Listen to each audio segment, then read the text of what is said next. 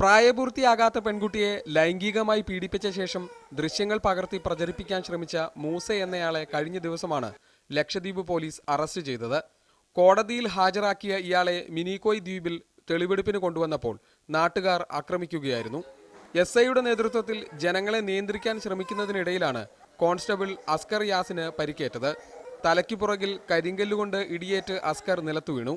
പുറത്തും നട്ടലിനും മർദ്ദനമേറ്റ് ബോധരഹിതനായ അസ്കറിനെ അടിയന്തരമായി കൊച്ചിയിലെത്തിക്കുകയായിരുന്നു. കല്ലടിച്ച ആഘാതത്തിൽ തന്നെ ഏകദേശം ഒരു 2 മണിക്കൂറോളം പിന്നെ ICUയിൽ തന്നെ നോർമൽ ഇല്ലാതെ ഒരു അവസ്ഥയും ഒരു ക്രിട്ടിക്കൽ സ്റ്റേജിന് മോശമായ രീതിയിൽ കിടക്കേണ്ടി വന്നു. അത് അനുസരിച്ചാണ് എത്രയും പെട്ടെന്ന് ഞങ്ങൾ ഡോക്ടറെ ഞങ്ങളുടെ ഇവാക്വേഷൻ ചെയ്ത് ഇങ്ങോട്ട്. അപകടനില തരണം ചെയ്തുവെന്നാണ് ആശുപത്രി അധികൃതർ പറയുന്നത്. എന്നാൽ പ്രാഥമിക കൃത്യങ്ങൾ പോലും നിർവഹിക്കാൻ കഴിയാത്ത അവസ്ഥയിലാണ് ഇപ്പോഴും.